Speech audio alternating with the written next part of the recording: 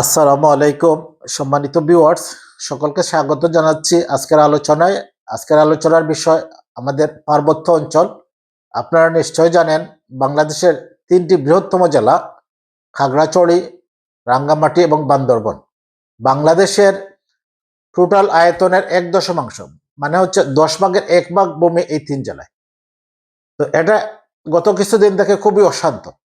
অশান্ত কেন, এই বিষয়টি আলোচনার আগে আমি একটি কথা বলতে চাই।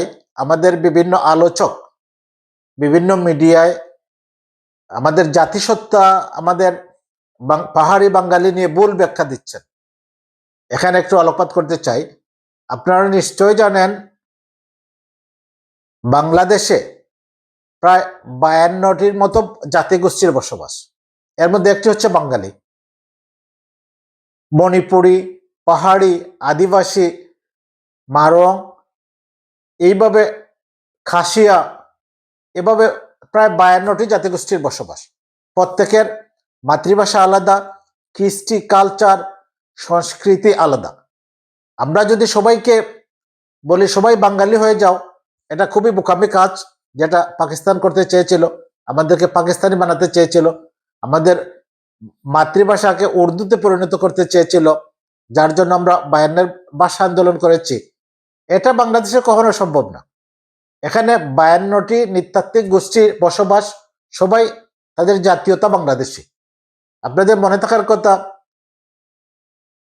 মরহুম রাষ্ট্রপতি জিয়াউর রহমান ক্ষমতায় এসে এই ৫২টি জাতিগোষ্ঠীর লোককে বাংলাদেশি পরিচয় দিয়ে, বাংলাদেশি পরিচয়ে আমাদের জাতীয়তা নির্ধারণ করার ফলে আমাদের যে আভ্যন্তরীণ অনেক সমস্যা ছিল, এটা কেটে গেছিল। তো আমরা বলতে চাই, আমরা বিভিন্ন জাতিগোষ্ঠীর হলেও আমরা বাংলাদেশি, আমরা স্বাধীন দেশের নাগরিক। আমরা সমতা এবং সামাজিক সুবিচারের মাধ্যমে আমাদের রাষ্ট্র পরিচালিত হবে, আমাদের সাংবিধানিক অধিকার সুরক্ষিত হবে। এখন আসি আমাদের এই পাহাড় জ্বলছে কেন। আপনারা নিশ্চয় জানেন দীর্ঘ আন্দোলন সংগ্রামের পরে বিশাল স্যাক্রিফাইস, গত ১৬ বছরে হাজার হাজার মানুষ গুম, খুন এবং হত্যার ফলে, এবং বিশেষ করে জুলাই বিপ্লবের এই ১৪২৩ জনের হত্যার এবং ২২,০০০ লোকের আহত হওয়ার ফলে একটি ফ্যাসিস্ট রেজিমের পতন হয়েছে, একটি ফ্যাসিস্ট স্বৈর শাসনের পতন হয়েছে। এবং এই পতনের ফলে যে অন্তর্বর্তী সরকার গঠিত হয়েছে, এই সরকারকে ব্যর্থ করার জন্য, এই সরকারকে অকার্যকর করার জন্য, রাষ্ট্রকে অকার্যকর করার জন্য নানাবিধ বহুমুখী ষড়যন্ত্র চলছে। এটা আভ্যন্তরীণভাবে ষড়যন্ত্র হচ্ছে, আবার আন্তর্জাতিকভাবে ষড়যন্ত্র হচ্ছে। আভ্যন্তরীণভাবে কারা ষড়যন্ত্র করছে আপনারা জানেন। ওই পাহাড়ে কিছু চিহ্নিত সন্ত্রাসী গোষ্ঠী আছে, তাদেরকে উস্কে দিচ্ছে কারা? যারা ওই পতিত স্বৈরাচারের দূষর, এদেশের স্বৈর শাসনের যারা দূষর ছিল, তারা ওদেরকে উস্কে দিচ্ছে ভিতর থেকে, এবং বাহির থেকে পার্শ্ববর্তী রাষ্ট্র সেখানে ইন্ধন যোগাচ্ছে বলে সর্বমহলে সমালোচনা হচ্ছে। এখন কথা হচ্ছে, এটা কিভাবে সম্ভব হলো? আমরা জানি স্বৈরশাসকের সাবেক প্রধান, তিনি ভারতে পালিয়ে গেছেন। এদেশের ২০ কোটি মানুষের রক্ত যার হাত রঞ্জিত, তাকে আমাদের পার্শ্ববর্তী দেশ নির্লজ্জের মতো, বেহায়ার মতো তাকে সেখানে আশ্রয় দিয়েছে। যার ফলে সে দেশের প্রতি আমাদের এদেশের জনগণের একটি পার্সপেক্টিভ হচ্ছে, ওরা আমাদের স্বৈর শাসক গণহত্যার দায়ে যার হাত রঞ্জিত, তাকে তারা আশ্রয় দিল, মানে আমাদের ২০ কোটি মানুষের প্রতি তারা কোনো ভ্রুক্ষেপ করে নেই। অন্যদিকে যেহেতু উনি ওই জায়গায় আছেন এবং তাদের ইনভলভমেন্ট এখানে আছে পার্বত্য এলাকায় ষড়যন্ত্রে, বিদগ্ধ মহল মনে করছেন যে তিনি জানেন আমাদের নার্ভগুলো, তিনি জানেন আমাদের দুর্বলতাগুলো, এবং তারই পরামর্শ এবং ওই পার্শ্ববর্তী দেশের রয়ের ব্যবস্থাপনায় এখানে বিশৃঙ্খলা হচ্ছে।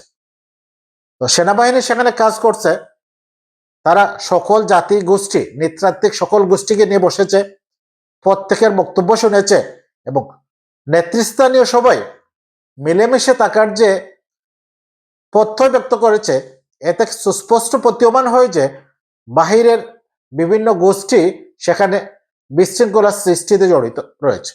এখন আমাদের করণীয় হচ্ছে কি, আমাদের সেনাবাহিনীকে এটি মানে শক্ত হাতে মোকাবেলা করতে হবে। আমরা বিভিন্ন ভিডিও ক্লিপে দেখেছি পাহাড়ি নারী পুরুষ মানে সব না, যারা বিশৃঙ্খলা করছে তারা সেনাবাহিনীর প্রতি তারা আক্রোশ, তাদের সাধারণ যানবাহনের প্রতি আক্রোশ এবং সাধারণ মানুষ যারা পাহাড়ি, বাঙালি, আদিবাসী সব মিলে যাদের দোকানপাট আছে তারা নির্বিচারে সেখানে আগুন দিচ্ছে, হামলা করতেছে, লুটপাট করতেছে। এখন সেনাবাহিনীকে কঠোর হতে হবে, কঠোর হস্তে এই বিশৃঙ্খলা দমন করতে হবে। আমাদের আবেগের জায়গা, আমাদের ভালোবাসার জায়গা, এই পার্বত্য অঞ্চলকে সন্ত্রাস মুক্ত, বিশৃঙ্খল মুক্ত একটি মানে সবার সম অধিকারের নিশ্চিন্তে যারা পারস্পরিকভাবে তারা মিলেমিশে বসবাস করতে পারে, এই ব্যবস্থা শিগগিরই কার্যকর করবে আমাদের বিশ্বাস। আর কেউ কেউ বিভিন্ন দাবি তুলছেন যে সেনাবাহিনী সেখান থেকে প্রত্যাহার করতে হবে। আমরা জানি স্বাধীনতা পরবর্তী থেকে সেখানে সেনাবাহিনী বিরাজমান ছিল, কারণ সেখানের আইন শৃঙ্খলা এবং সন্ত্রাসী গোষ্ঠীগুলোর কার্যক্রম এমন পর্যায়ে চলে যায় যে সাধারণ মানুষের, এটা পাহাড়ি, বাঙালি, আদিবাসী, উপজাতি, মারমা, কাশিয়া, মারং, সবার ক্ষেত্রে, সাঁওতাল, সবার ক্ষেত্রে সেখানে শান্তিতে সম্প্রীতিতে বসবাস করা অনেক কঠিন হয়ে যায়।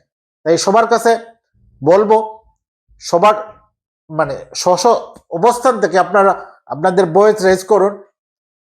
মানে পাহাড়ি, বাঙালি, আদিবাসী সবাই মিলেমিশে যাতে বসবাস করতে পারে, সকলের নাগরিক সুবিধা সুরক্ষিত থাকে, এই ব্যবস্থার জন্য আপনারা কাজ করবেন। সবার জন্য শুভকামনা। আল্লাহ হাফিজ।